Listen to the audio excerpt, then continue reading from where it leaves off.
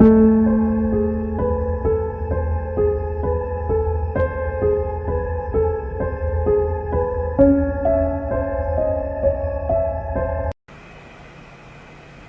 everyone, Phoenix Knight here. Welcome to the channel, and welcome back to our fall campaign in Arkham Horror, the card game. Today we're going to kick off said fall campaign with the first scenario in Return to Night of the Zealot as we play Return to the Gathering. Night of the Zealot is normally the intro for the game, but this is actually my third channel campaign. Anyway, let's go ahead and set the scene for this campaign. Part 1, The Gathering. You and your partners have been investigating strange events taking place in your home city of Arkham, Massachusetts. Over the past few weeks, several townspeople have mysteriously gone missing. Recently, their corpses turned up in the woods, savage and half-eaten. The police and newspapers have stated that wild animals are responsible, but you believe there is something else going on. You are gathered together at the lead investigator's home to discuss these bizarre events. If no resolution was reached... Oh, no. You zip it for a second. Anyway, okay. So that's the intro. Now we're actually going to have our first tarot reading. So if you remember in my unboxing for Return to Circle Undone, we'll zoom out a little bit so we can... Other out. So if you remember, these tarot cards actually have various effects that will impact our game. We have one good effect and one bad effect. So what we're going to do is we're going to have... That's on each card. What we're going to do is we're going to do a two-card, what's called a balance reading. So we're going to take one good effect and then flip... We're going to take one card on its good side, then we're going to flip the other card onto its bad side. So I'll go ahead and give these a shuffle.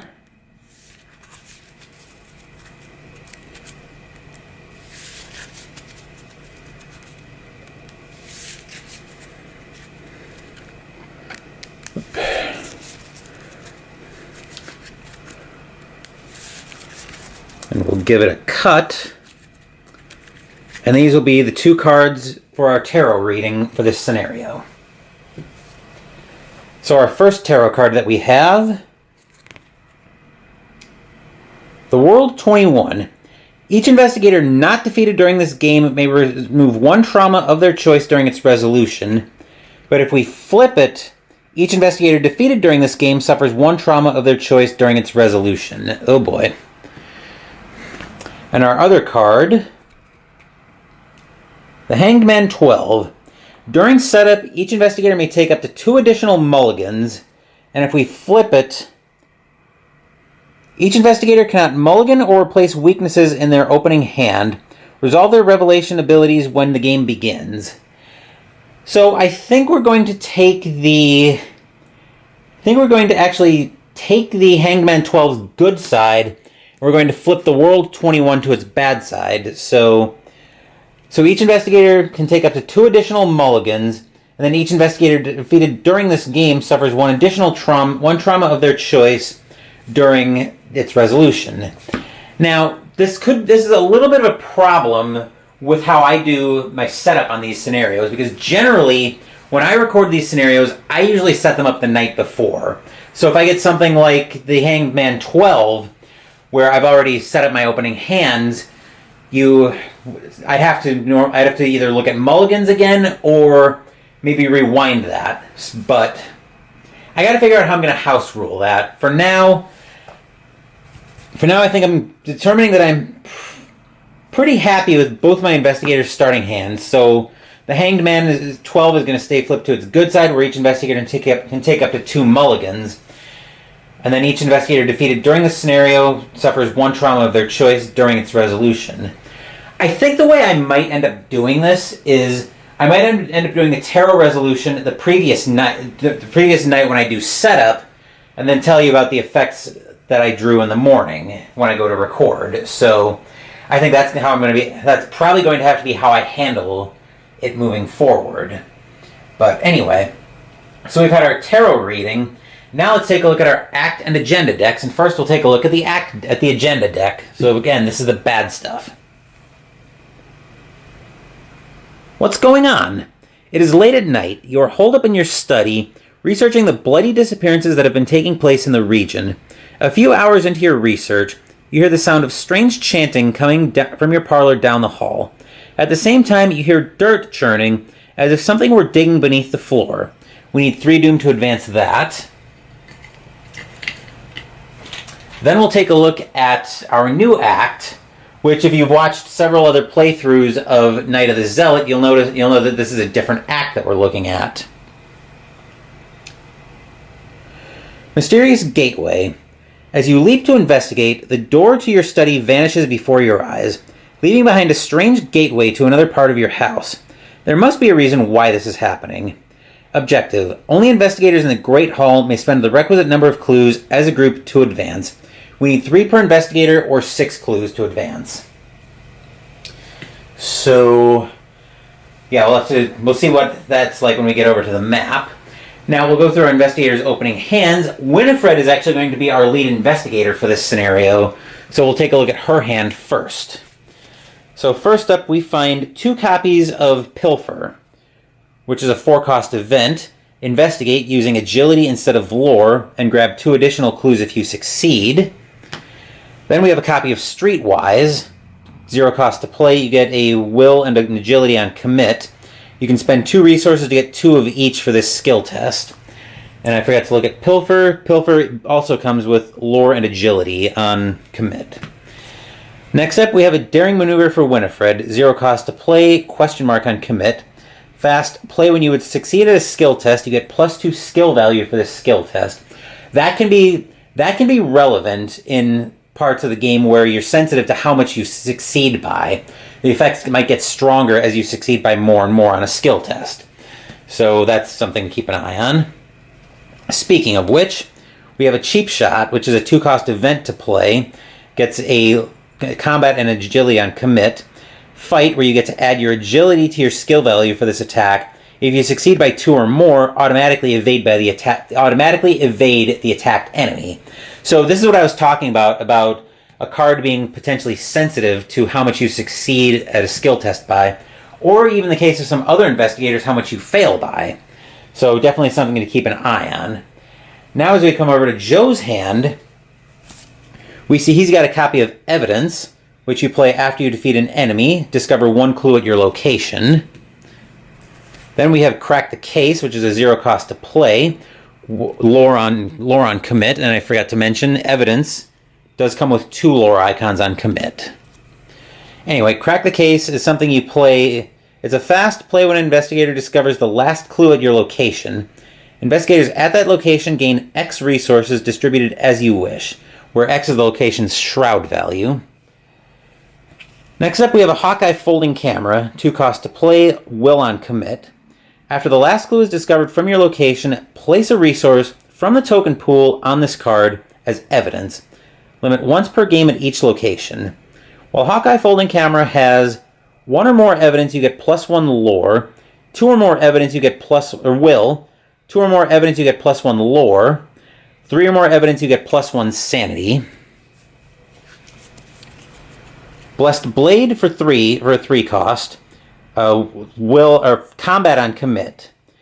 As an action, if it's ready, fight. You get +1 combat for this attack. If you reveal a blessed or Elder Sign token during this attack, you deal +1 damage.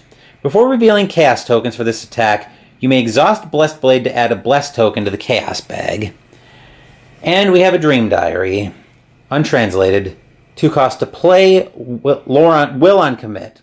As an action, search your bonded cards for Essence of the Dream and add it to your hand.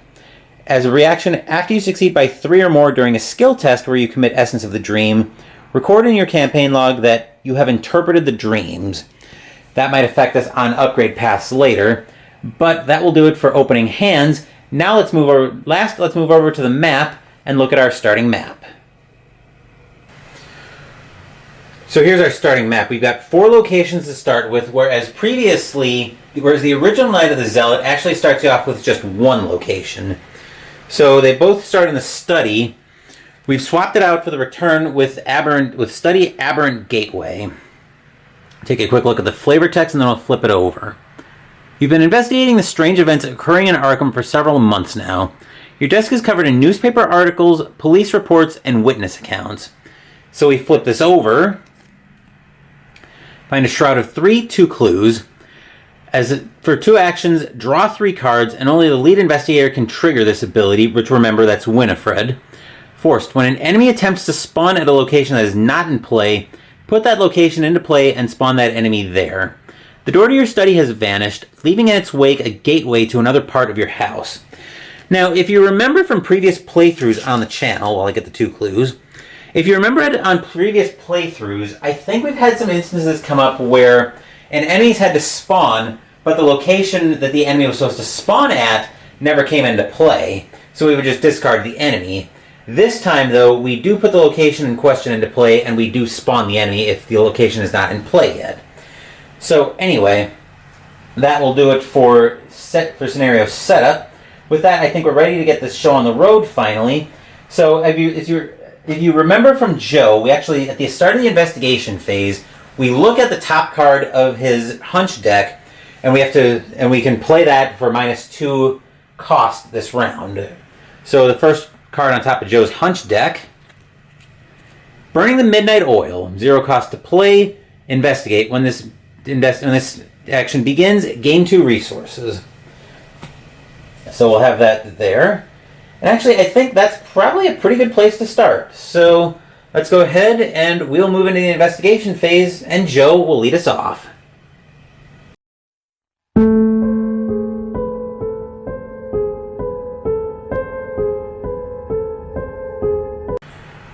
Alright, so I think Joe will actually go ahead and lead off with Burning the Midnight Oil. So he will investigate. From the hunch deck, the events will go to the regular discard pile, in case we have to shuffle that back in. Anyway, so he is at 4 to a 3. He will commit... Actually, you know what? I'm going to do this in a slightly different order. So I'm actually going to spend 2 resources first for action 1 to play out the Hawkeye folding camera, so we can get that into play. Now action 2, he'll burn the Midnight Oil to investigate, so which will bring him back up to 5 resources. So a 4 to a 3. Does Winifred have anything she wants to commit? I don't think she does right now, so yeah, I think we'll just do a 4 to a 3. And hope to God this doesn't go haywire.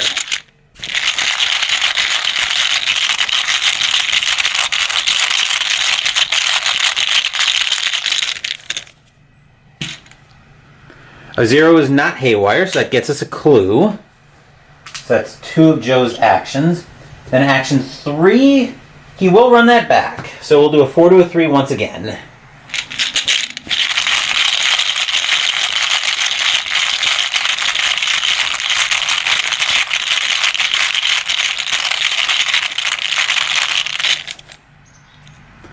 Another 0 gets him the last clue, and our first charge on the Hawkeye folding camera. So here's our charge for that, and now Joe is +1 will, which brings him up to 3 will. And now that will do it for Joe, so we'll flip his investigator mini over. For Winifred, action 1, I probably should have also mentioned, here it is. So the Great Hall down here is where we need to be to advance the agenda. The act is what we need to be there to advance. So let's actually send Winifred up and we'll check out the bedroom. So this is actually Winifred's bedroom. Never mind. Anyway, our flavor text on here. Oh, come on. There we go. A shadow dances across the floor beneath the bedroom door as you approach. That can't be good. Alright, so the bedroom. Shroud of 2 clues. Forced. After you fail a skill test while investigating the bedroom, discard 1 card at random from your hand. The bedsheets are tattered and a strange symbol is drawn on the fabric. Blood pools at the foot of the closet door and you can hear something chewing inside. Oh joy. So we'll get the 2 clues out for that. Then for action 2, since discarding random cards does not sound like a good plan, I am actually going to burn one of her pilfers here. So we're using agility instead of lore, which means instead of doing a 3 to a 2, now she's doing a 5 to a 2, and she's going to try to get both of these clues.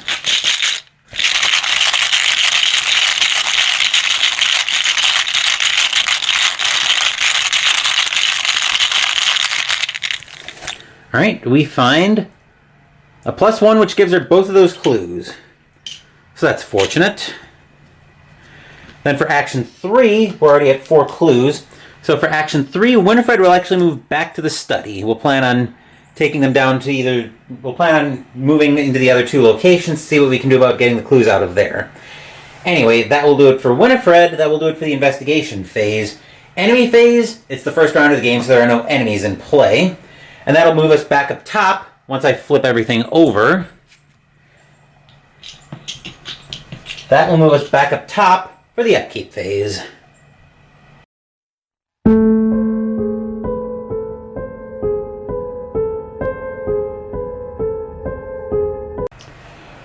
We're back up top for the upkeep phase. Winifred will gain 1 resource and go up to 2. Joe will also gain 1 resource and go up to 6. Winifred will draw. Arrogance. This is her character weakness. Question mark on commit. You remember, you must commit it to each eligible skill test you perform. This skill's icon subtract from your skill value instead of adding to it. If you succeed, return it to your hand. So we need to find an innocuous test. Basically something that isn't going to punish us too much to get that out of her hand. Then Joe will draw. Vicious Blow. If the skill test is successful during an attack, that attack deals +1 damage. We've seen that before as we played... I don't think we... Actually, yeah, we have seen that. I think Jenny played that in Dream Eaters. But anyway, that will bring us into the Mythos phase. Doom will go up on the agenda up to 1. Winifred will draw. Ancient Evils. Place 1 Doom... Okay. Revelation. Place 1 Doom on the current agenda. This effect can cause the current agenda to advance. Dark forces stir against you. If you don't act quickly, a sinister plot will be fulfilled. Now, just as a reminder for my non-Arkham Horror card game players, normally you only check for the Doom threshold at this after you put Doom on the agenda in the Mythos phase. But if a card has that clause, aptly named the Ancient Evils clause, which says this effect can cause the current agenda to advance, you essentially check the threshold again, and if you're at that threshold or potentially past it, you advance. Then Joe's card.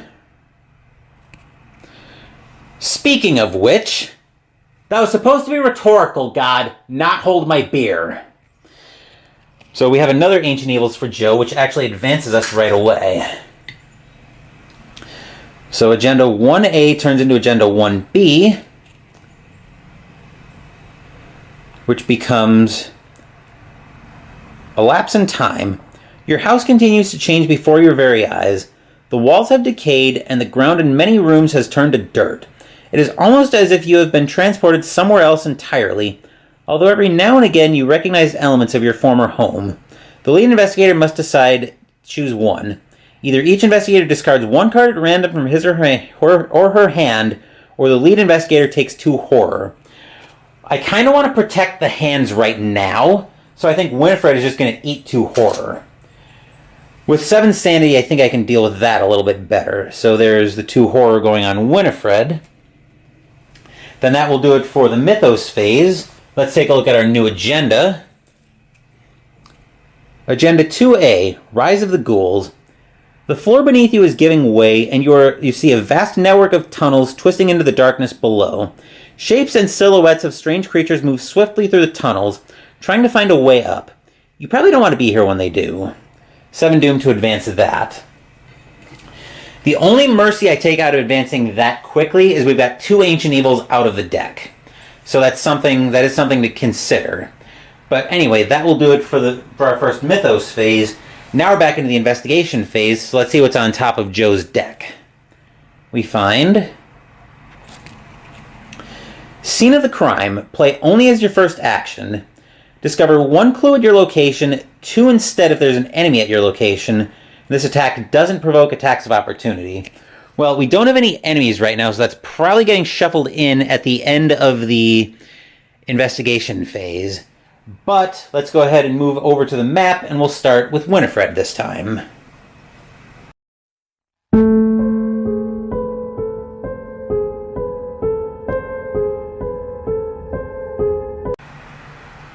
Alright, so here's Winifred, right here in shot, still in the study.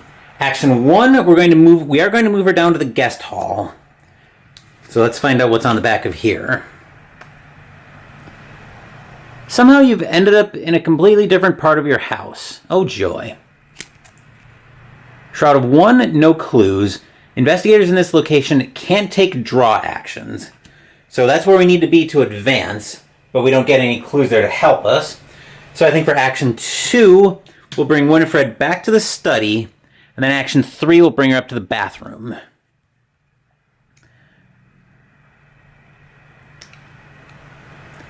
As you approach the bathroom door, the weight of the putrid, unnatural air causes you to gag. Uh-oh.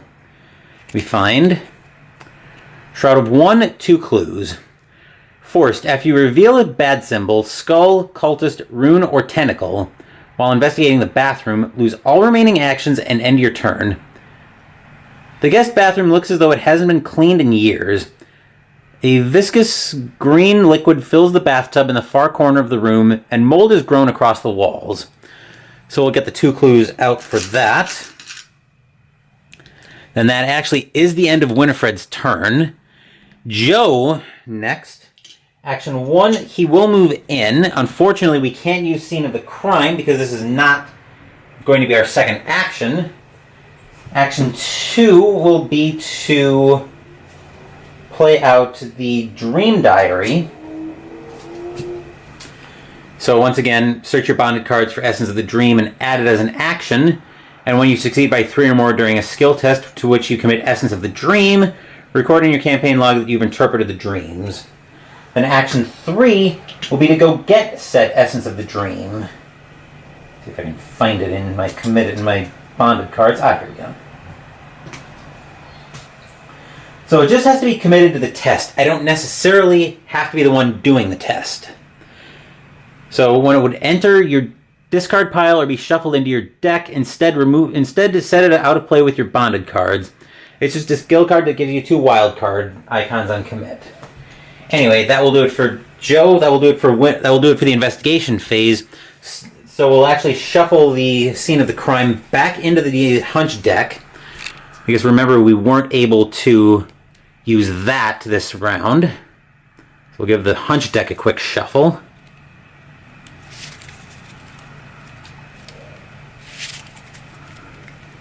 And a cut. Now that will do it for the investigation phase. Enemy phase, there are still no enemies in play, so we'll reset everything here, including our action tokens. And then we'll move back up top for the upkeep phase.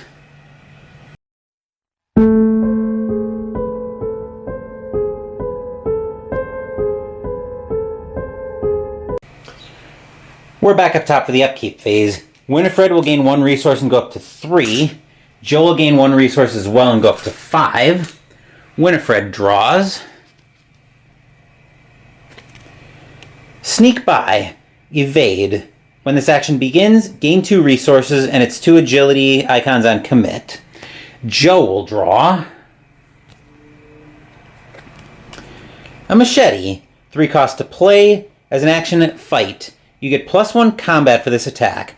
If the attacked enemy is the only enemy engaged with you, this attack deals +1 damage. We'll go through the flavor text when we actually play that. Mythos phase. Doom on our new agenda will go up to 1. Then Winifred will draw. Rotting Remains. Test Will 3. For each point you fail by, take 1 horror. The sickening display of gore causes you to retch. You're glad this wasn't you. Uh-oh. Except it might be her. Unfortunately, because of our test, because of our personal weakness, we do have to commit arrogance to this, which brings our 1 down to 0, so that puts us down 3. Let's see if Joe can give her any help with that.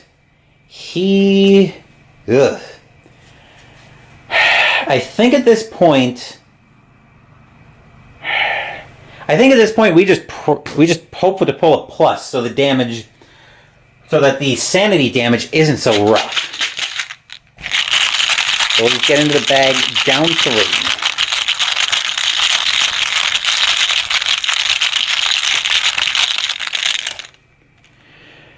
Tentacle touched. That's actually not a bad time to see the tentacle. It does cost me 3 horror.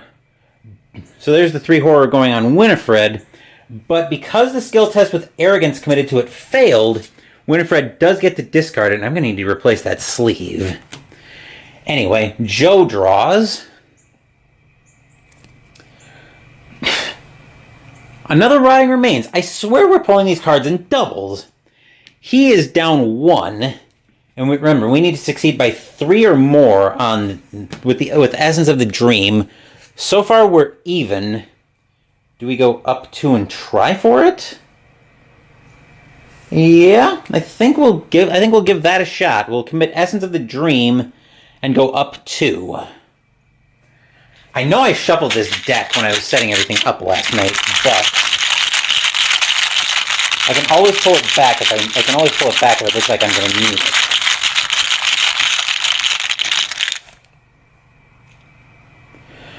Then again, I can just succeed with the +1, and that actually does bump me up. Actually, does that? Yes, it does bump me up to succeeding by 3 or more, because I had 1 charge on Hawkeye Folding Camera with a base of 2, so that brought me up to 3, up even. Plus 2 from the Essence of the Dream, which brought me up to 5, and then the +1, which I pulled, brought me up to 6. So I ended up at a 6 to a 3, which means I've passed by 3. I'll put that back with his bonded cards, even though I'll probably be grabbing it most likely at some point again during the scenario. Which means I get to note in the campaign log that, what was it? Oh, right. We have interpreted the dreams. So, interpreted the dreams. Alright, so that Mythos phase could have been a lot worse. I mean, it was pretty bad for Winifred, who took 3 horror in one shot, but at least she got her personal weakness out of her hand. So that'll stop being a big problem. Anyway, as we move into the investigation phase, we get a new card from the Hunch deck. So Joe will find Working a Hunch. Fast, play only during your turn, discover 1 clue at your location. So I think on that note, we'll actually move over to the map, and Joe will lead us off.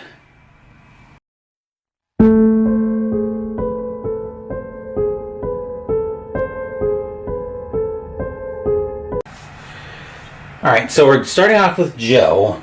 And speaking of that Working a Hunch that was just on top, we'll go ahead and play that to grab a free clue. Seems pretty reasonable. Now action 1 will be to investigate, and I don't want to see a bad symbol here. So we're up 3 right now.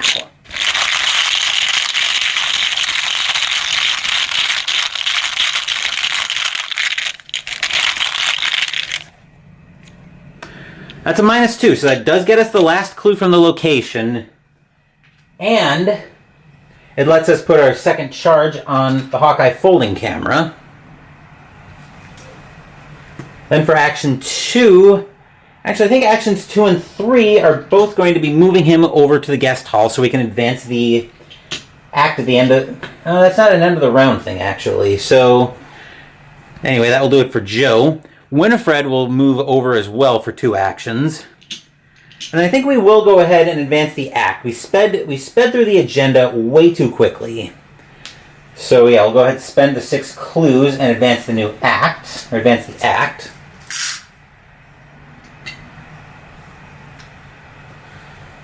So let's see what we've got here.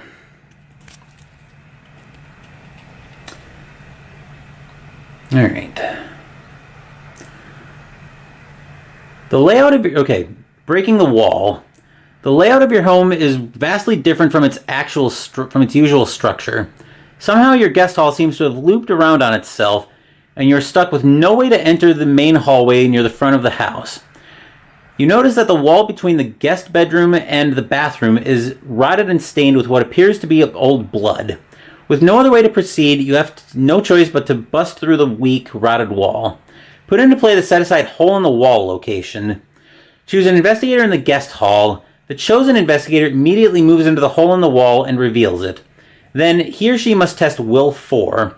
For each point that investigator fails by, he or she must discard a random card from his or her hand.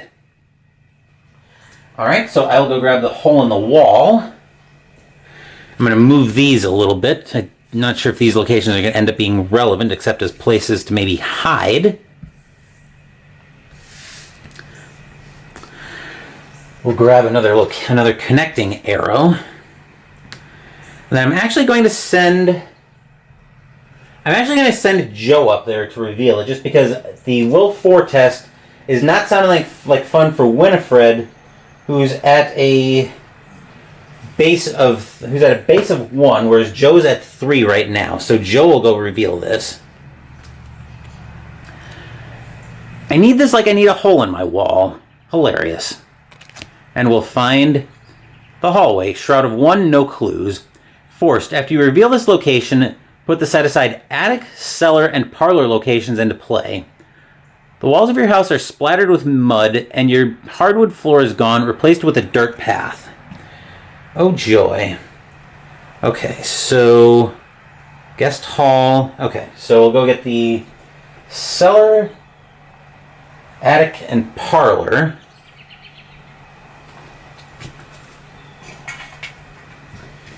Okay, so let's make these connections. All right, so that goes here. I think we'll put that parlor here. And then we'll just go like this. Yeah. Okay. So those connect like that.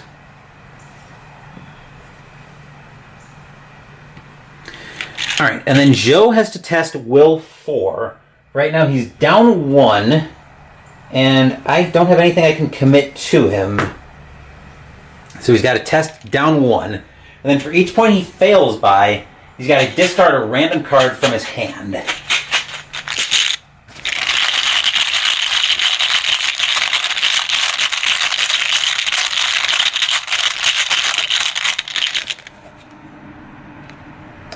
-1 means he's going to have to discard 2 cards at random. So we have 5 cards. I'll just shuffle it. Just shuffle the decks. Or shuffle the hand, give it a quick cut, and take the top 2. So these 2 are going away. Which means we are losing. The vicious blow and an evidence. That hurts. And then, oh no, I was looking at the hunch deck. I thought I'd forgotten to reveal it, but no, that was the first thing I did, was to play the card off the hunch deck. And then Winifred's, let's actually go through the new act before we take a look at this. So Act 2A, the barrier. A glowing barrier blocks the path to your parlor. As you move toward it, intense heat forces you to back away. Picking up a handful of dirt, you toss it at the barrier and watch in horror as the dirt incinerates. Perhaps there's something in the cellar or attic that can help.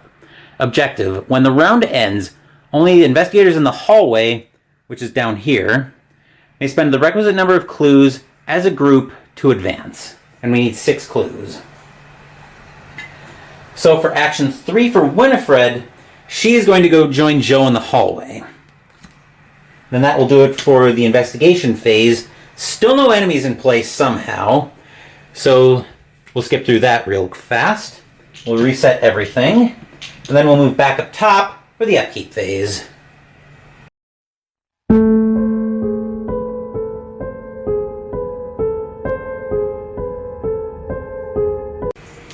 We're back up top for the upkeep phase. Winifred will gain 1 resource and go up to 4. Joe will gain 1 resource as well and go up to 6. Winifred will draw lockpicks. Shroud of 3 cost to play, lore on commit. As an action, exhaust lockpicks, investigate. Add your agility value to this skill test, your skill value for this test. If you don't succeed by at least 2, discard lockpicks. Then Joe will draw Eureka. We've seen this skill card before. Will, lore, agility on commit. If this skill test is successful, the investigator performing this test searches the top 3 cards of his or her deck for a card, draws it, and shuffles his or her deck. Okay, that'll probably come in handy this round. So Mythos Phase, Doom on the agenda, will go up to 2. Then Winifred will draw. Obscuring Fog. Attached to your Revelation attached to your location. Limit 1 per location. Attached location gets +2 Shroud. Forced. After attached location is successfully investigated, discard Obscuring Fog. Fortunately, that's going on the hallway, so we really don't care too much about that. Then Joe will draw.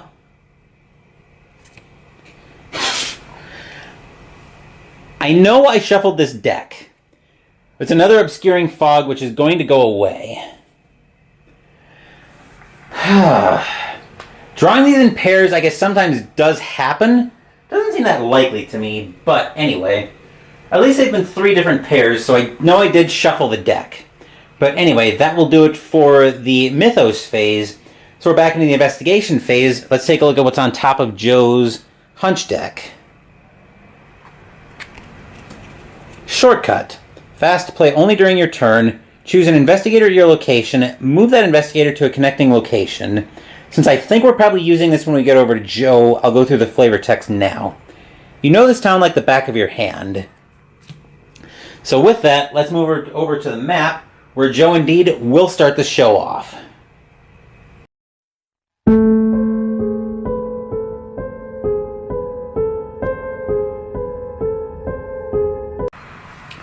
We're back over here to the map. Now, I am planning on splitting Joe and Winifred up this round, but I need to be careful, because if I remember right, these have when you enter the location, take either a damage or a horror effect.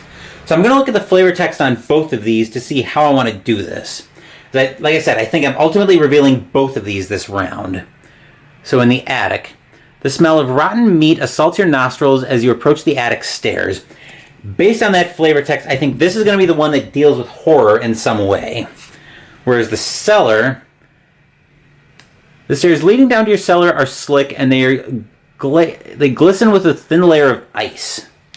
So I think what I'm going to do is I'm going to start off with Shortcut. We'll play that, and we'll boot Winifred up to the cellar, down to the cellar. So I'll move her up here, and then we'll take a look at the revealed side of the cellar. Forced. After you reveal the cellar, put the set aside deep below your house location into play. Your cellar seems to have been replaced with an underground network of icy tunnels and caverns. The tunnels continue for miles, deeper and deeper beneath the surface. Shroud of 2 clues. So we'll grab those. Then for Joe's actual action 1, he's going to move up to the attic. Before I do that, though, I do need to get deep below your house location into play. So here we are. We'll grab a connecting arrow for that. I'll put that over here. Now for action 1, we'll move Joe up to the attic. Shroud of 3 clues. Forced. After you reveal the attic, put the set aside far above your house location into play. The bloody carcass of some sort of beast swings from a meat hook chained to the ceiling. Blood drains slowly from the carcass, dripping into a small barrel.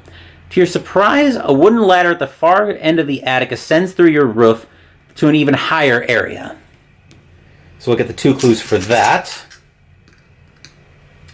Then we'll get far above your house, which will also get a connector arrow. I'll move that out of the way. And we'll put that up here. But remember, we need 6 clues to be able to advance the agenda, or the act. So I think we need to get to work. So for action 2, Joe will investigate. He is at 5, and I'm going to commit Eureka to go up 3.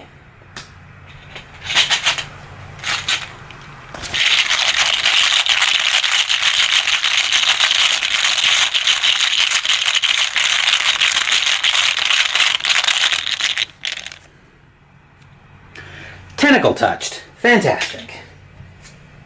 I'm always happy to see that frickin' tentacle, Joe.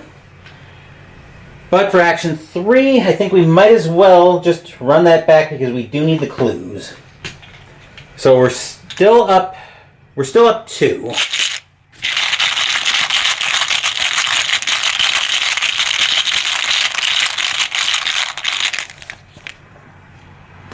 -1 does get us a clue. Really wish that would have come on the first test and not this one, but alas, we do need the clues. Anyway, that will do it for Joe. Now we're over to Winifred. Action 1, I think, will be to... Action 1, I want to try to grab those clues. The question is how. I will spend 3 resources to play out her lockpicks. Then we'll investigate. So we're doing an 8 to a 2. This seems like way overkill. We're up 6. But remember, if we succeed... So as we recall lockpicks, as an action, exhausted to investigate, add your agility to this skill value, to your skill value for this attack, or this investigation. But if you don't succeed by at least 2, discard lockpicks. So right now I'm up 6. As long as I don't pull a tentacle here, I don't discard lockpicks.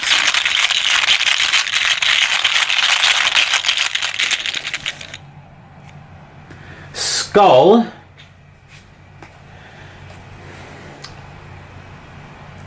is -X, where X is the number of ghoul enemies at your location, aka 0.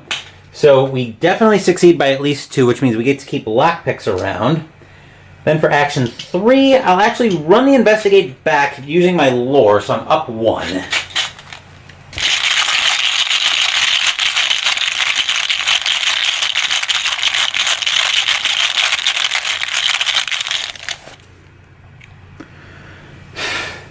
Good thing I saw the tentacle here and not on my last test. But anyway, that will do it for Winifred. So each of them pulled a tentacle this round. That's annoying. But that will do it for Winifred. That'll do it for the investigation phase. Enemy phase, we've got nothing going on that front. So we'll reset everything. Then we'll move back up top for the upkeep phase.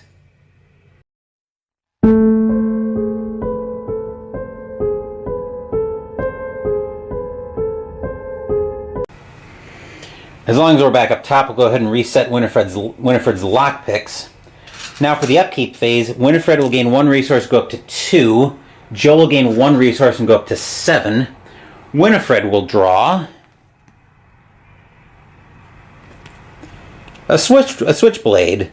Fast to play, action, fight. If you succeed by 2 or more, this attack deals +1 damage. Joe draws evidence. Fast, play after you defeat an enemy, discover 1 clue at your location. Okay, Mythos phase time.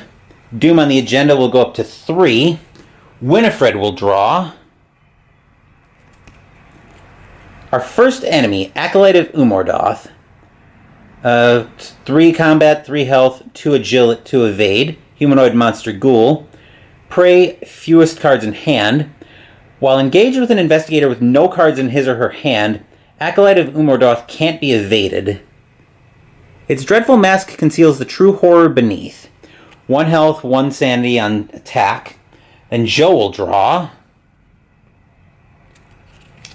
another Rotting Remains. Revelation test will 3. For each point you fail by, take 1 horror. Right now he is at even. And that is where he'll have to test because he's got no will in his hand to commit. So, at even.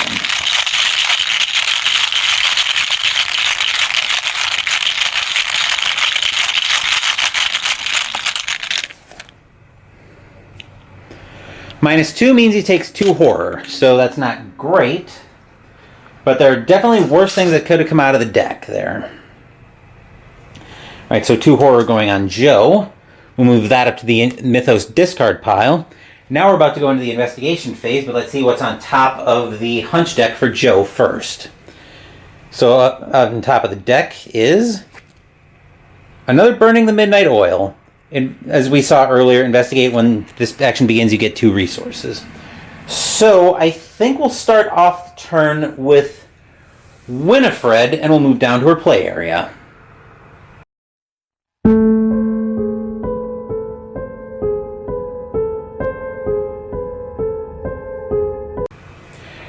The first thing we need to do with Winifred is we need to try to sneak past this Acolyte. So for action 1, we're going to use Sneak By to evade. When this action begins, gain 2 resources.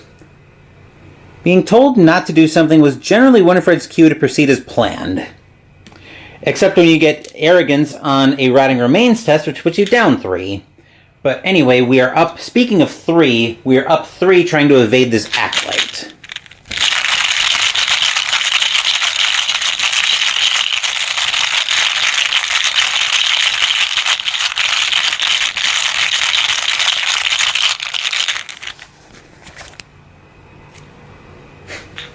Not the time to see the tentacle, Winifred, just for the record. Alright, for action 2 in that case, I think we're going to spend those 2 resources to try a cheap shot.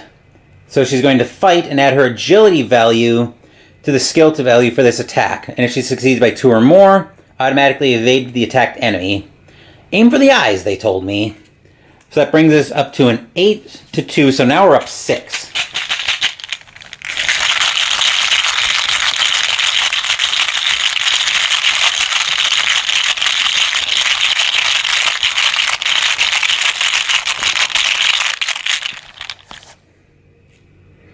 Alright, so we put a damage on the Acolyte, but more importantly, we evade it. And action 3, along with Joe's turn, will take us over to the map. The plan I had in mind with Winifred was to evade this Acolyte of Umerdorf, get the last clue off the location, and then move over to deep below your house so I can start working on that. Unfortunately, evading the Acolyte took me 1 extra action, so I think we're just going to try to get that last clue off the location. So we'll exhaust lockpicks to do it, which will bring us up to an 8. Yeah, an 8 to a 2, so we're up 6.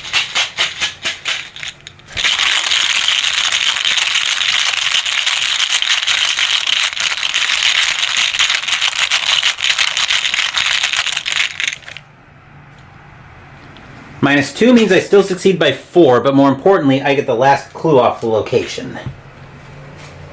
So anyway, that will do it for...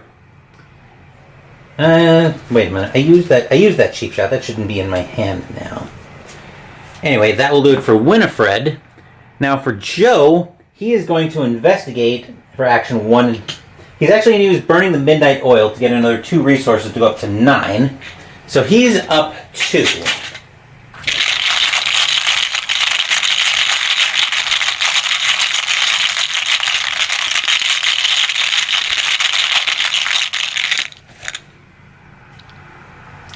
-2 gets him the clue. So that brings us up to 4 total, but we're split up. Action 2, Joe is going to move up to far above your house. Alright. Far above your house. You struggle to believe this is even possible, considering the attic is the highest point of your house, or at least was. This flips over to find Shroud of 2 clues.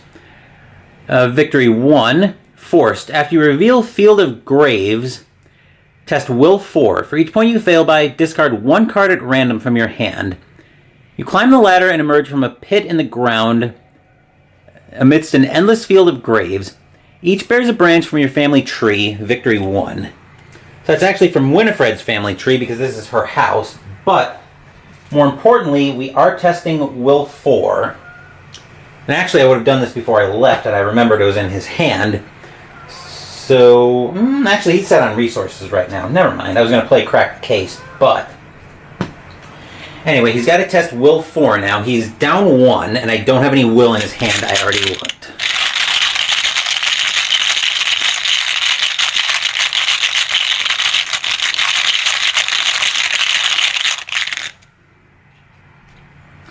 -2 means I discard 2 cards at random. So once again, we'll give this a shuffle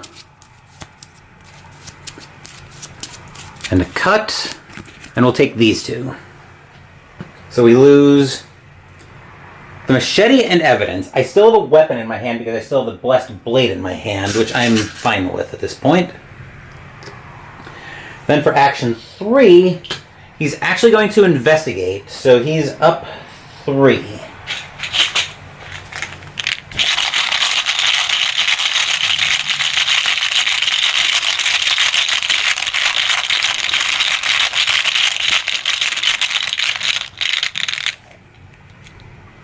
Elder Sign. Let's look at what Joe's Elder Sign is.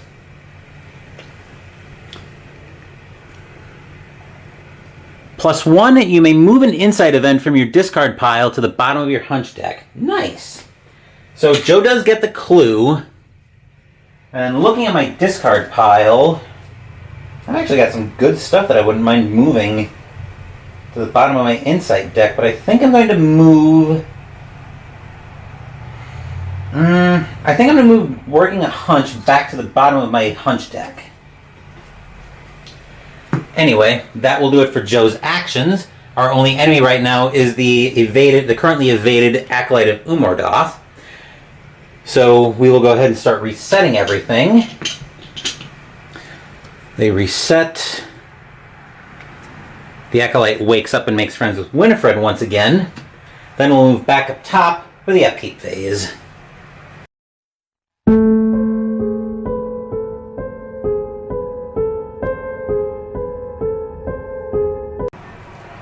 We're back up top for the Upkeep Phase. Winifred will also ready lockpicks. Then she'll gain 1 resource, go to 3. Joe will gain 1 resource, go to 10. Winifred will draw.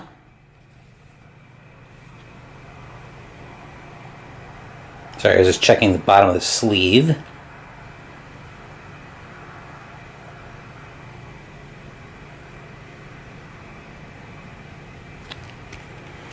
Anything you can do better. Winifred Habermock deck only. Commit only to a skill test you're performing. Told you. And then Joe draws.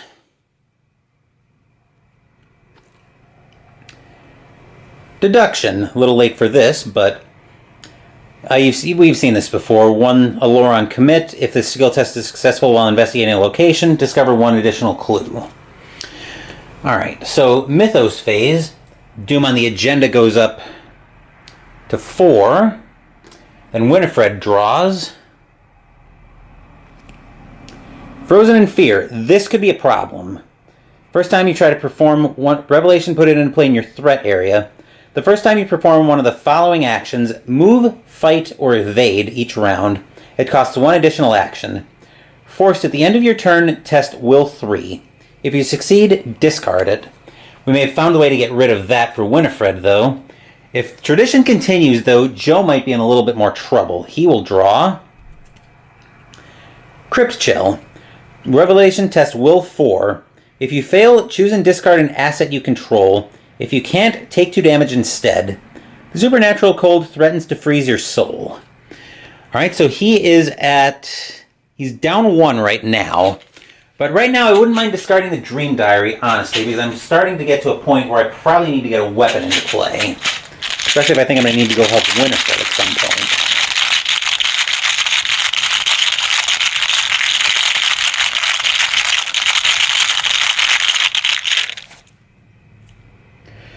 -2 means I will discard the Dream Diary because it's already largely served its purpose. But that will do it for the Mythos Phase. So now we're going to do a new Investigation Phase. Before we jump in, we'll see what's on top of Joe's hunch deck. We find another shortcut, which might actually be very helpful for us. But we saw this earlier, so that's just basically moving somebody to a different location. But with that, let's move into the Investigation Phase proper. We'll start off with Winifred, and we'll start down at her play area.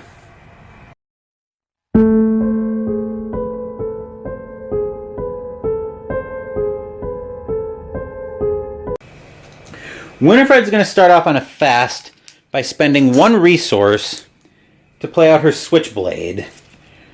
Because this is fast, this doesn't provoke an attack of opportunity. So we'll play that. Actions 1 and 2 will both be to fight the Acolyte. So we are at even. Do I want to commit anything to this? I don't. So even.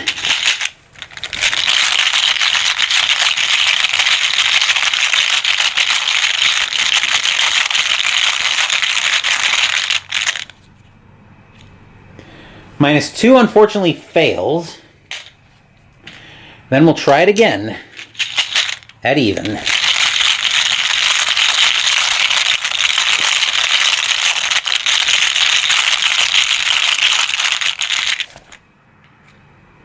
Skull is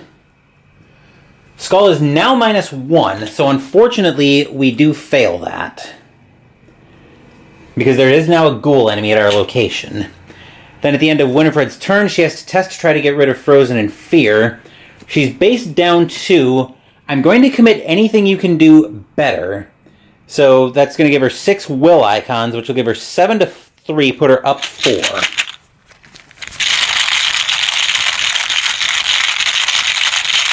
I think I probably am going to need to send Joe to help Winifred.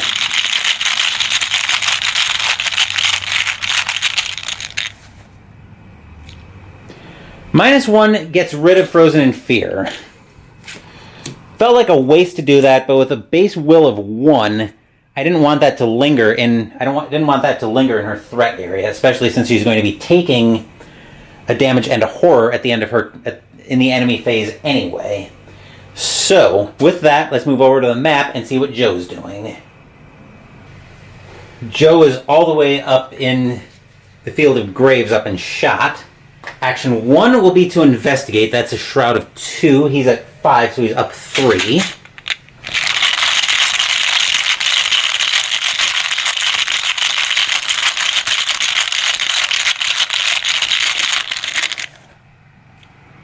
-1 gets the last clue and our first victory point of the campaign. Then I'll shortcut him down to the attic. Action 2, I'll bring him down to the hallway. Then action 3, he is going to plan on going in and helping Winifred next turn. So I'll go ahead and play the Blessed Blade for 3 resources. So we'll take another quick look at this. 3 costs to play. It would be a combat on commit, but I'm playing it instead. As an action, if Blessed Blade is ready, fight. You get +1 combat for this attack. If a Bless or Elder Sign symbol is revealed during this attack, deals +1 damage. Before revealing Chaos tokens for this attack, you may exhaust Blessed Blade to add a Bless token to the Chaos bag. So I'll plan on going in and helping Winifred out next round.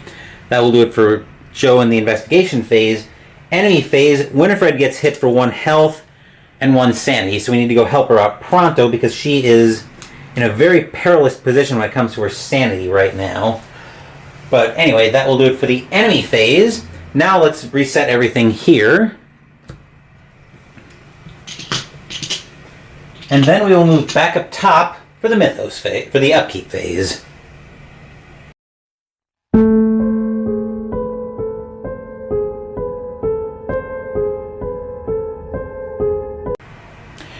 We're back up top for the Upkeep phase. Winifred will gain 1 resource, go up to 3.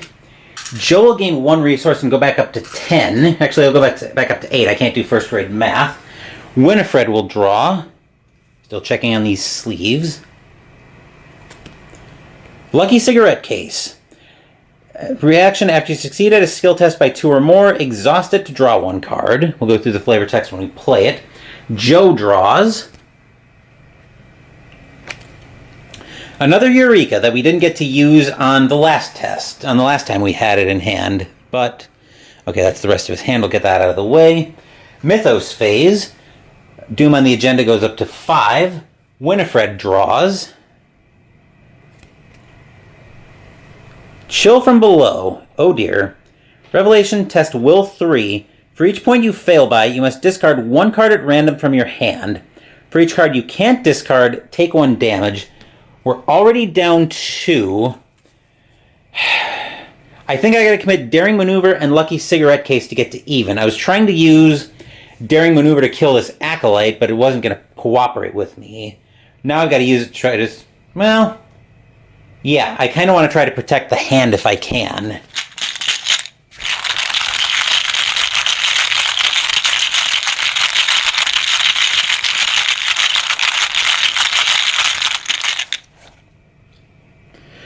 -1 means I'm basically netting... I'm losing 3 cards trying to protect my hand. So, I'll shuffle these up. And we'll take that one. We are losing the Pilfer, which I really didn't want to lose, but I think we are probably past the point where we need it. Joe will draw. Ghoul from the Depths. Spawn in the bathroom, retaliate. 3 combat, 4 health, 2 evade, victory 1, but it has retaliate. Tearing its way out of the floor, a crazed beast emerges from the tunnels below. Its eyes are red with hunger and hate. Does 1 and 1 on attack. Alright, that will do it for the... Oop, that spawns in the bathroom, not the discard pile. Anyway, that will do it for the Mythos phase. Let's see what's on top of Joe's Hunch deck. This may help me decide what I'm doing this round. Scene of the Crime. Play only as your first action. We saw this before. It was just as useless then as it is now. But I think we will move over to the map, and we will have Joe go first.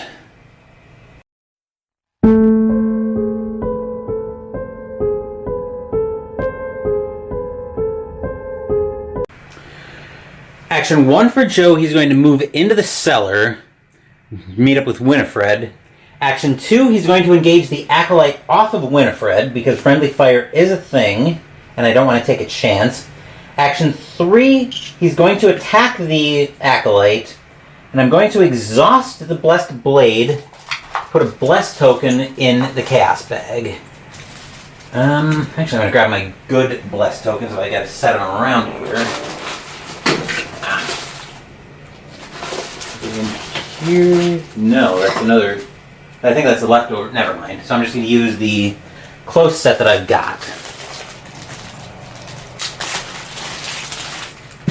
So we'll go ahead and toss the Bless token into the bag, which I put over here. So we are up. So we're at 4, 5. We're up 2.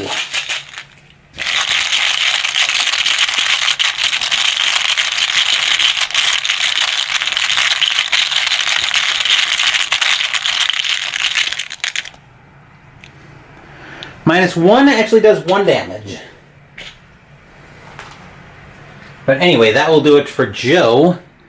Winifred now. We'll have her turn. Action 1. She will actually try to finish it off. We're at even. Which is going to be a dangerous play, but we're going to go for it anyway.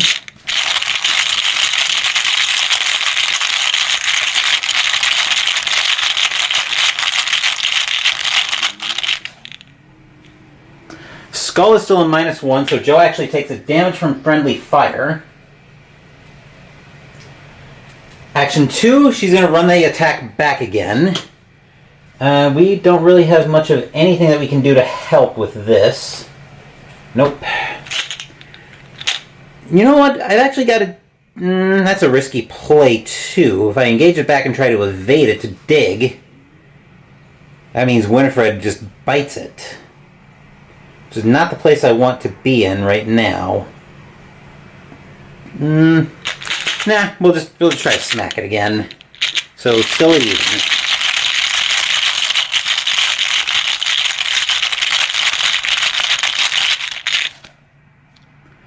Skull again, so Joe takes another point of damage. I probably should have tried to evade it, but too late to worry about that now. Then action 3. We'll just do it again. Joe can actually take the hit from the. He can actually take a few hits. I don't want him taking them needlessly, but unfortunately, I think the need is here.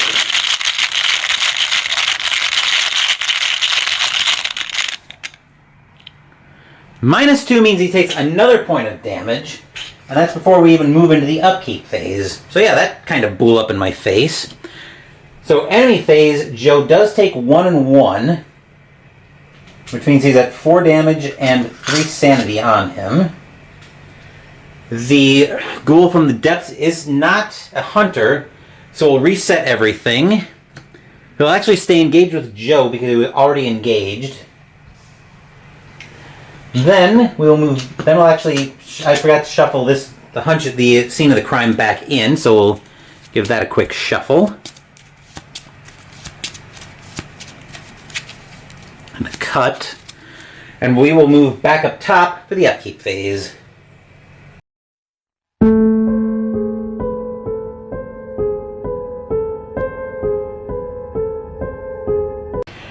We're back up top for the upkeep phase. Winifred will gain 1 resource, go to 4. Joe will gain 1, go to 9. Winifred will draw.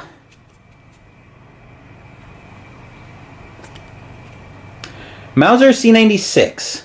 Uses 5 ammo. Exhaust to fight. You get +1 combat and deal +1 damage for this attack.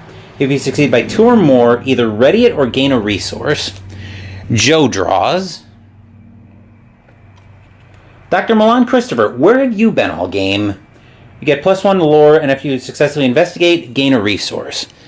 And no, as you've seen on previous channel playthroughs, I don't play with the taboo list. Anyway, Mythos phase. Doom on the agenda goes up to 7. Winifred draws. Crypt Chill. Test Will 4. If you fail, choose and discard an asset you control. If you can't, take 2 damage instead. We're down 3, but I think Lockpicks has ultimately done its job, so I'm not going to bother committing to this.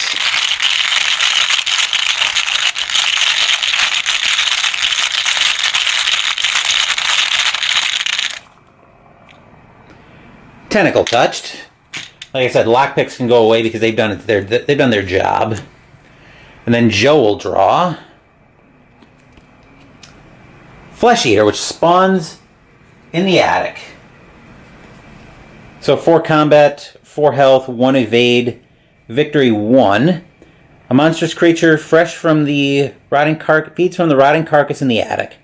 Victory 1 does 1 damage and 2 sanity. So yeah, that thing is nasty. But anyway, that will do it for the Mythos phase. Now we're into a new investigation phase, and Joe's hunch deck yields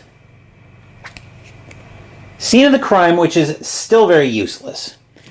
But we are going to have to start with Joe, so we'll move down to his player area.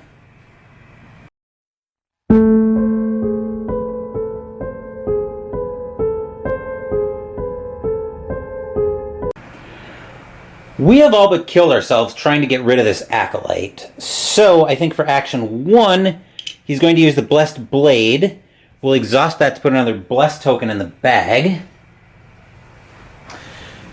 And then Joe is up 2.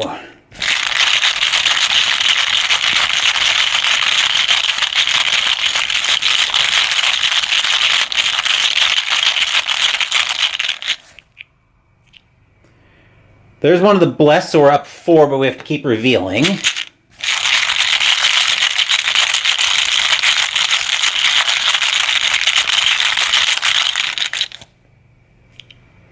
Elder Sign, which as we recall from earlier, +1, you may move an insight event from your discard pile to the bottom of your hunch deck.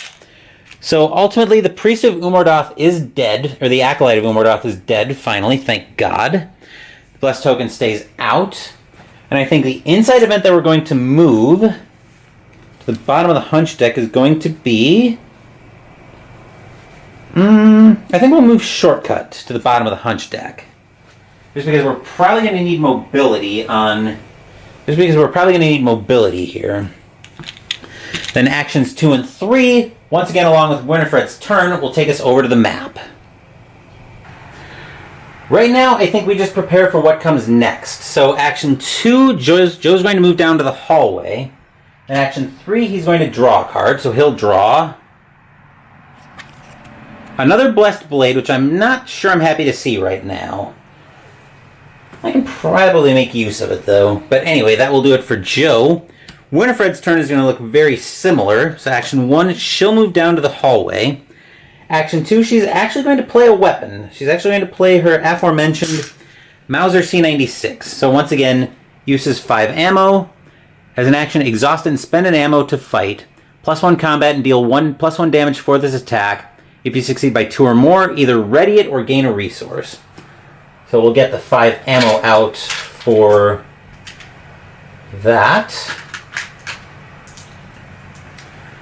There's our 5 ammo, which will be going on the Mauser. Then action 3, Winifred will actually draw a card. So she will draw. Opportunist. Commit to only to a skill test you're performing. If you succeed by 3 or more, return Opportunist to your hand after this test instead of discarding it. Okay, so that will do it for both of our investigators in the investigation phase. Enemy phase, neither of our enemies are hunters right now. So with that, we will start readying everything. And then we'll move back up top for the upkeep phase.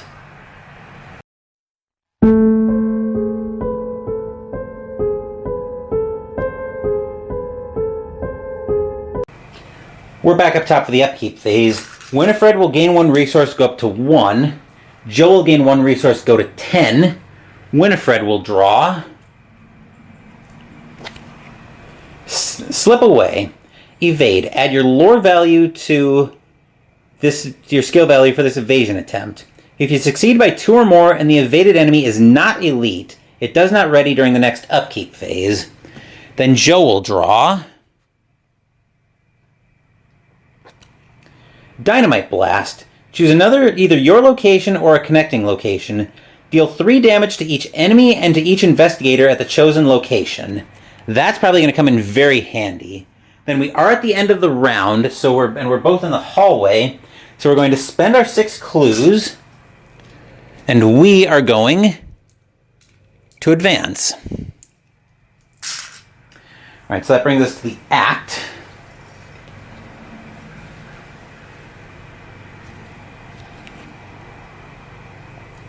Breaking the barrier. Using the barrel from the attic, you carry ice and snow from the cellar and hurl it at the barrier. The barrier sparks and shudders as it consumes the ice, then hisses and fades out of existence. The barrier blocking the passage into the parlor has vanished. Reveal the parlor. Put the set-aside Lita Chandler into play in the parlor. Spawn the set-aside Ghoul Priest in the hallway. Oh joy. So we'll take a look at both of these. First up, just taking care of something off camera over here. First up, we'll take a look at the Ghoul Priest, which is going to be making friends with Joe in a second, and you'll see why. 4 combat, 4 fight value, 5 per investigator, so 10 health, and 4 combat, or 4 evade. Humanoid Monster Ghoul Elite, so slip away wouldn't trigger on this one. Prey highest combat, which is why it's looking for Joe. Hunter and retaliate. A figure in red robes wearing a bone mask. It gibbers and snarls before leaping to attack. Victory 2, 2 health, 2 sanity on soak, or on attack. Then we'll take a look at Lita Chandler, the Zealot. While you control Lita Chandler, she gains, each investigator at your location gets +1 combat, and as a reaction, when an investigator at your location successfully attacks a monster enemy, that investigator deals +1 damage, 3 health, and 3 sanity on soak. But we also get to reveal a parlor. So we'll take a look at the unrevealed side first. The entrance to the parlor is blocked by a darkly glowing, unfathomable barrier. You can't move into the parlor. You're unsure what would happen if you tried to cross the threshold of the strange barrier, but based on its extreme heat, you sure as hell don't want to try. I don't blame them. But on the revealed side, Shroud of 2, no clues. Action, resign. This is too much for me. You run out the front door, fleeing in panic. While Lita Chandler is not controlled by a player, she gains action, parlay, test lore 4. If you succeed, take control of Lita. So we're probably going to need to get Lita and bring her back. But I'm getting ahead of myself because we have the Mythos phase to go through next. So we are advancing the agenda.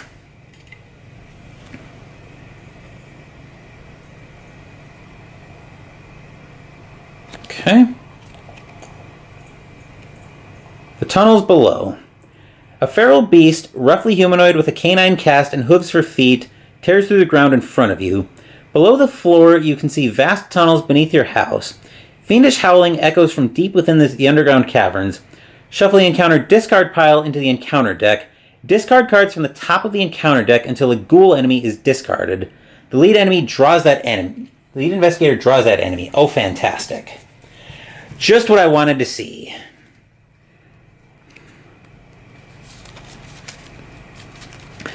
I'm not going to lie, though. I wouldn't mind going through the Ancient Evils trying to spawn this.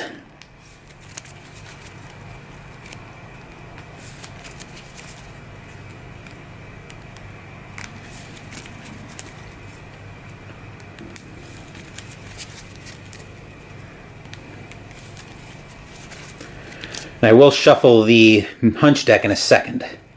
Alright, so Winifred's going to be drawing the ghoul, the first ghoul I see. That's not a ghoul. Not a ghoul. Ghoul. Grave Eater. 2s across the board. Forced. After it attacks you, discard 1 card at random from your hand. Its position was a kind of crouch, and as one looked, one felt that at any moment it might drop its present prey and seek a juicier morsel. H.P. Lovecraft, Pickman's model. 1 and 1 on attack. So Winifred needs to get rid of that ASAP. And then we'll take a look at our new agenda. They're getting out. You hear a crazed howl outside, and suddenly all the creatures turn their attention to that sound. They rush to escape the house, breaking down doors and clawing at everything in their way. Forced. At the end of the enemy phase, each unengaged ghoul moves 1 location towards the parlor. Forced. At the end of the round, place 1 doom on this agenda for each ghoul enemy in the hallway or parlor. Yikes. So, yeah, we need to kill that Ghoul Priest as fast as we can. But we also have Mythos cards to deal with, so Winifred draws.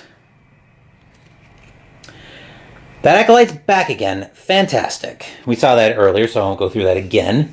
Joe will draw. Icy Ghoul. This one spawns in the cellar. Inside the tunnels beneath the house, a massive beast turns its way out of the ice. It is covered in a thick layer of frost, its breath visible in the bitter cold. Victory 1, 2 damage, and 1 sanity on attack. So spawn in the cellar. Anyway, that will do it for the Mythos phase. Before we go into the Investigation phase, I'll go ahead and shuffle the Hunch deck, because I forgot to shuffle Scene of the Crime in at the end of the Investigation phase. And then at the top we'll find Shortcut. So we can... Aside from the fact that this would bring the Ghoul Priest with us, that is an option to potentially go get Lita now. I will have to give that some thought, though.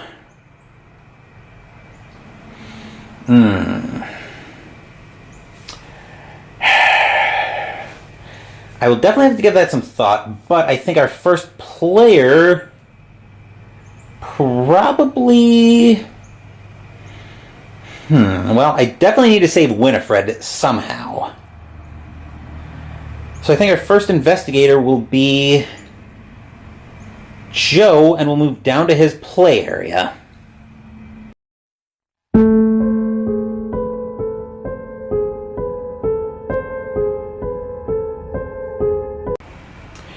Alright, so the hallway just became a gigantic mess. The problem I have right now is the one thing I could use in my hand to nuke the location, I can't take a dynamite blast and an attack of opportunity. So I have to try to evade this Ghoul Priest first. So that'll have to be action 1, where I'm unfortunately down 2, but I'll commit Eureka to go down 1, and hopefully Winifred has something that can help in the hand. Yes, she actually has a Streetwise that she'll give to Joe to get him to even.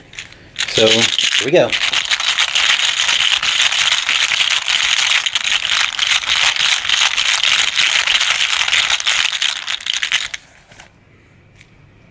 Bless, so we're up 2, but we have to keep drawing.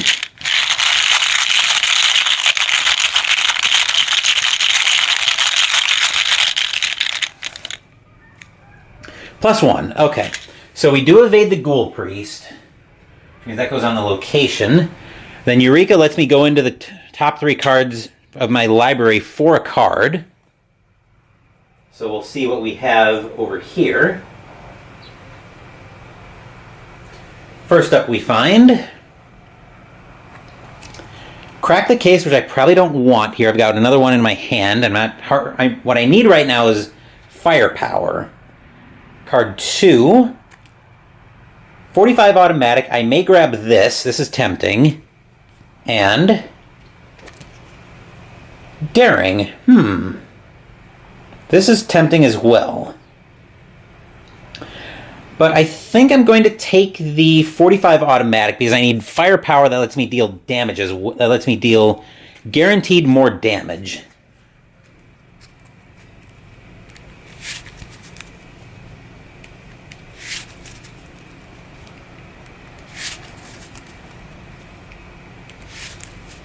Alright, so we've got that.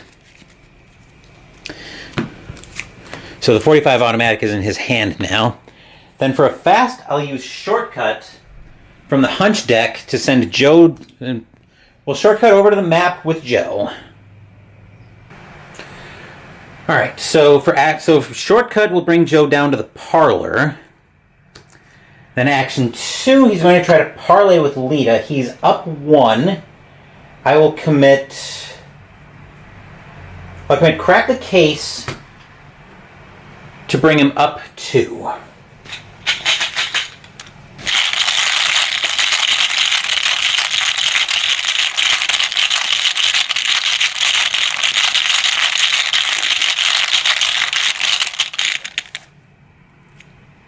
Tentacle touched. So action 3, we'll run that back. I'm still up 1. Actually, that was dumb, but I will... I think we actually, now that we've got a little bit of time, so we'll spend 5 resources, and I'll just dynamite blast the location. So basically we'll sweep it clear.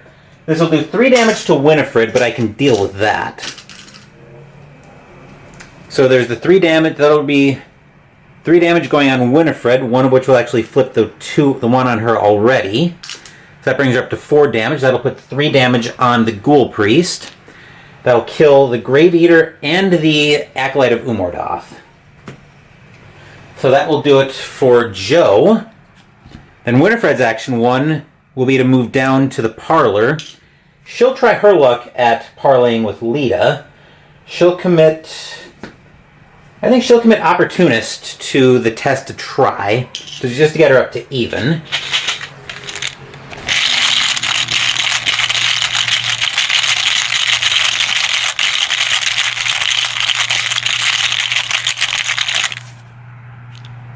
+1 means the parlay is successful, so Winifred gets control of Lita. Then action 3, Winifred will actually draw a card. So she will draw another slip away. Okay? Then that will do it for Winifred, that will do it for the investigation phase. Enemy phase, nothing happens as far as hunters go, but because of our agenda, we do have everything move 1 location toward the parlor, so the Flesh Eater moves to the hallway, as does the Icy Ghoul. The Ghoul from the Depths moves toward the study. And then at the end of the round, which we're not quite there yet, but anyway, we'll start moving into the upkeep phase, so everything will be ready. We'll reset the action tokens. Then we'll move back up top for the upkeep phase.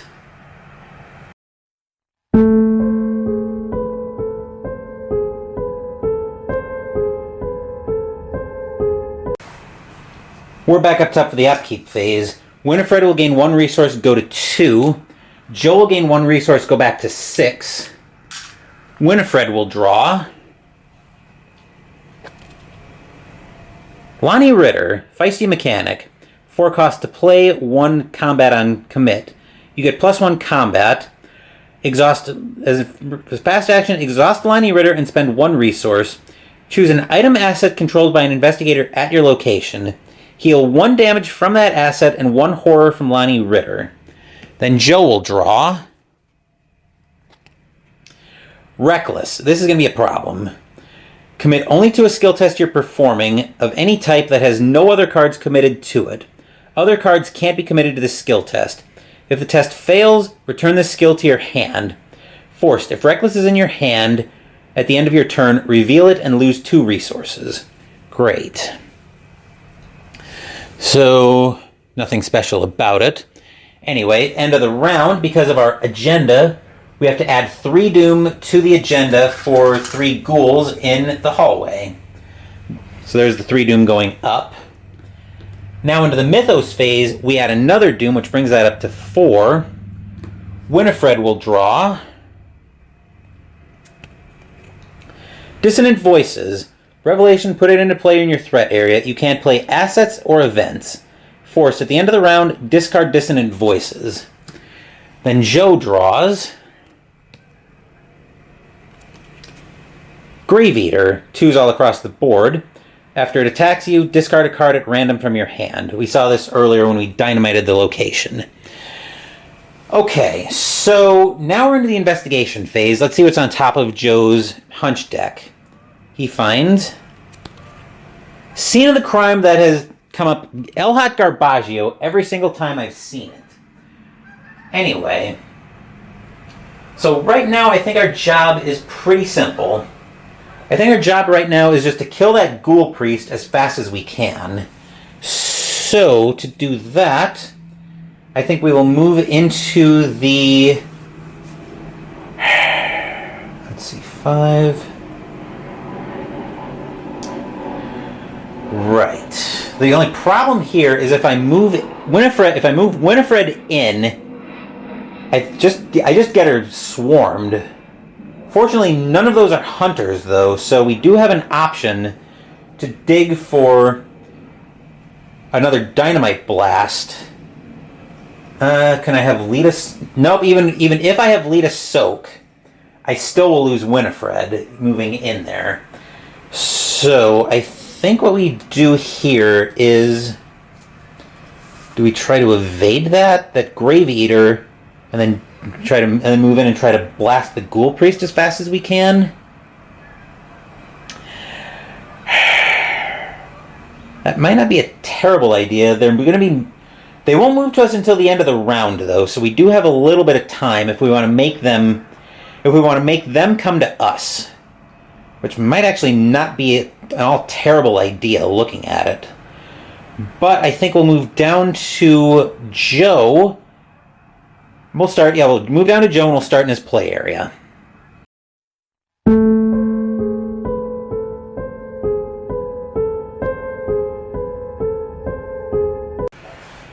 First thing on the agenda is going to be killing this Grave Eater.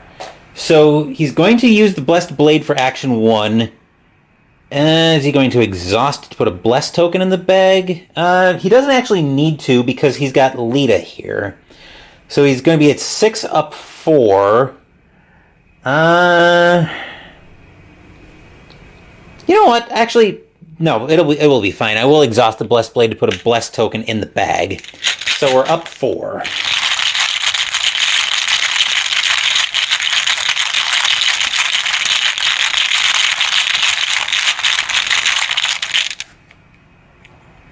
+1 kills the Grave Eater. Then action 2, I'm going to spend 4 resources. Looking at his hand. Oh, I was going to commit Reckless to that. I'm dumb.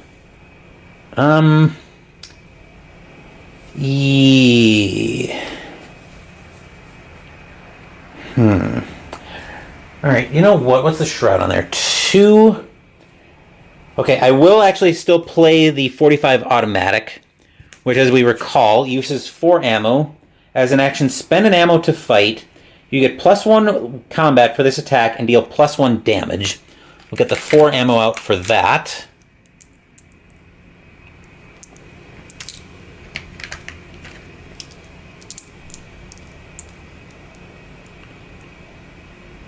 Then for action 3, I will go ahead and investigate, even though I've got an empty location. But the reason I'm going to investigate is I'm going to commit Reckless to the test and try to get that out of my hand before the end of the turn. So we are up 3. If I'd remembered Reckless, I would have committed it on the attack on the Grave Eater.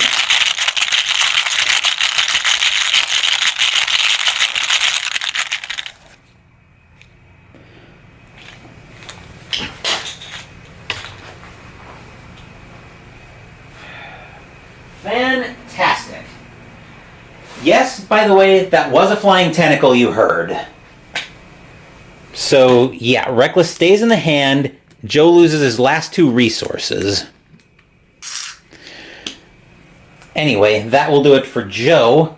Now let's move over to Winifred. Alright, right now with really nothing to do, I think Winifred is just going to spend her actions. Well, action 1, she's going to take a resource, go up to 3. Action 2, she's going to take another resource and go up to 4. Then for action 3, she's going to draw a card, so she'll draw. Daring Maneuver. Fast, we saw this earlier, we had to commit it to a test earlier. But that will do it for the investigation phase. I'll go ahead and flip both their minis over. Then at the end of the investigation phase, Joe's hunch deck shuffles.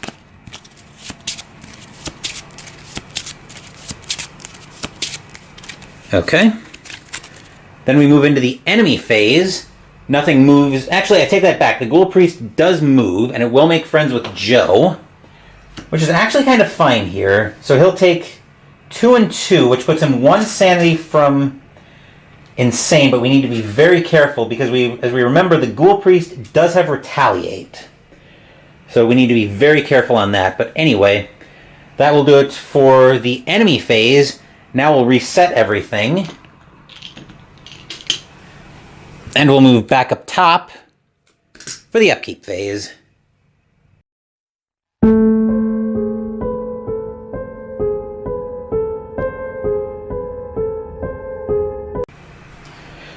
Last thing I did before I came in shot was unexhausting the Ghoul Priest, so that's ready to go. Anyway, in the upkeep phase, Winifred will gain 1 resource, go to 5. Joe will gain a resource, go back up to 1 on my bad misplay on Reckless. Winifred will draw. Daredevil. After you commit this to a test, discard cards from the top of your deck until you discard a rogue skill you can commit to this test. Commit it. Shuffle each weakness that was discarded by this effect back into your deck. You're a master. You're a maniac, Winnie. I know, isn't it wonderful? I'm probably going to end up using that on the next round. Joe will draw. Vicious Blow. This is a sight for sore eyes right now. Anyway, at the end of the round, we put another 3 Doom up, so we go up to 7, but we're also going to jump straight into the Mythos phase. Actually, end of the round, both of these move as well. I think this is going to be the last scenario anyway, or the last round of the scenario anyway. So we put 3 Doom up because of we also have the Ghoul from the Depths move. So we're putting 3 Doom up because of the ghouls in the area, in the parlor or the hallway. I'm just going to put an extra 1 up because it will be in the Mythos phase anyway. So that brings us up to 8. Winifred draws. You have got to be kidding me. Ancient Evils. That brings us up to 9. And then Joe will draw.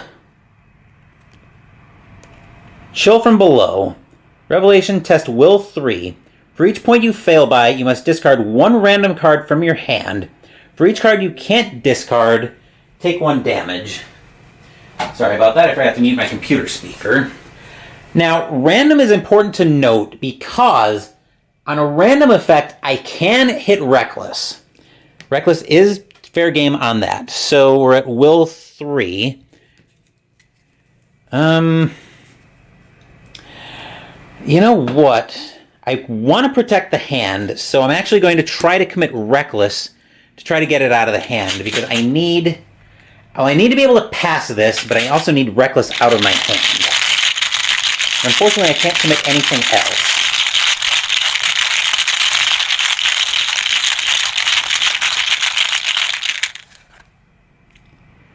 Cultist, this is not good. Oh no, I just saw it. Cultist is -1. If you fail, take 1 horror. Unfortunately, we did fail that, so that means Joe is defeated by Sanity, so he's out of the scenario, which is a very bad spot to be in. Fortunately, he doesn't have any clues to drop. But the Ghoul Priest does land on Winifred, which is a potential huge problem. So remember, because of the Tarot effect, each investigator defeated during this scenario suffers a trauma of their choice during resolution. So, yeah, this just went very badly for us. So that's defeated. Joe takes a mental trauma, but he's also going to take a physical trauma. That did not work well at all. Alright, so since this is likely the last scenario of this video, or the last round of the video, either way, we'll drop down to Winifred and go right into her play area. We'll see if Winifred can be the hero of the scenario here. So for action 1, she's going to spend an ammo from the Mauser and exhaust it, and she'll fight the Ghoul Priest. She's even right now. I'm going to commit Lonnie to bring her up 1, and Daredevil to bring her up 2. Then I discard from the top of my deck until I find a rogue skill I can commit. So she's up 2. That's not a test. I'm making a combat test, so I can't commit Nimble. Close Cheap Shot I can't commit. Sneak By I can't commit, but I would love to have been able to keep that.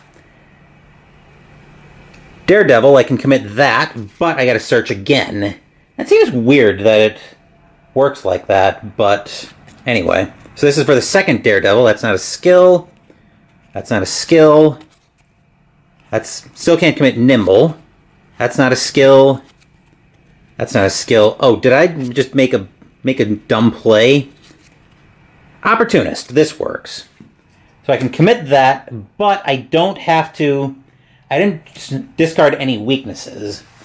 So, let's see. So that brings me... So 4, 5, 6, 7, 8. I'm up 4. I'm up 4, trying to do 2, 3 damage.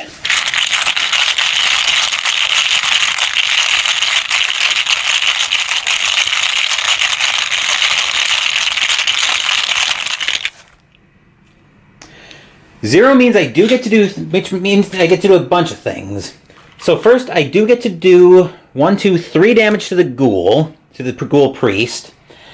Then, from this test, because I committed several different non-weakness cards, I get to draw a card, which means I will draw Amnesia, choose and discard all but 1 card from my hand. I'm still resolving successes, so I'm going to commit the Daring Maneuver, but Opportunist does come back to my hand. So that's 3 damage, and because I succeeded by 2 or more, I will ready the Mauser.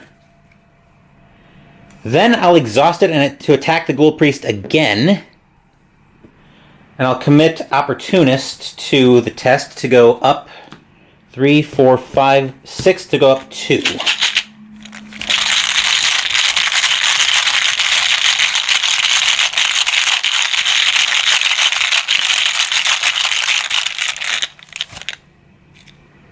Bless, which means I'm up 4, so I keep drawing.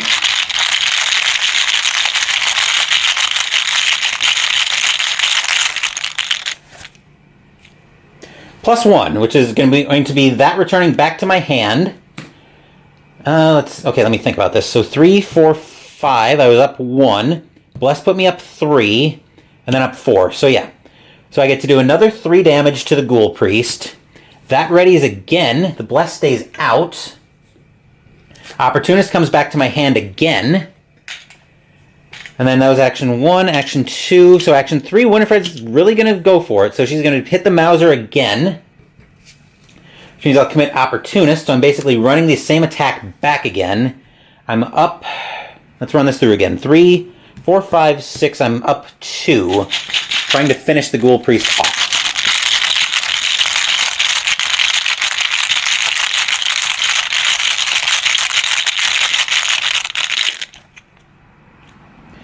A 0 means we get there. And I'd have used Daring Maneuver if I wasn't already succeeding on the test. But we have defeated the Ghoul Priest. So with that, Winifred has been the hero, so we will move back up top to wrap this scenario up.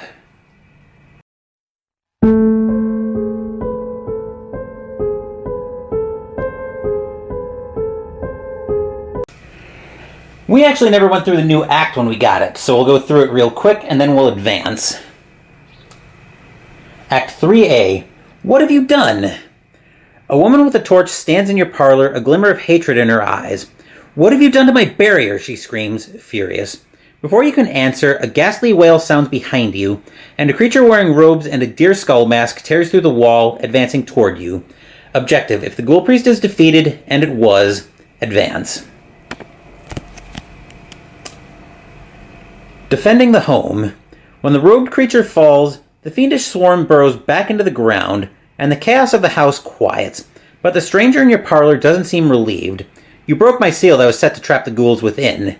She raises her torch.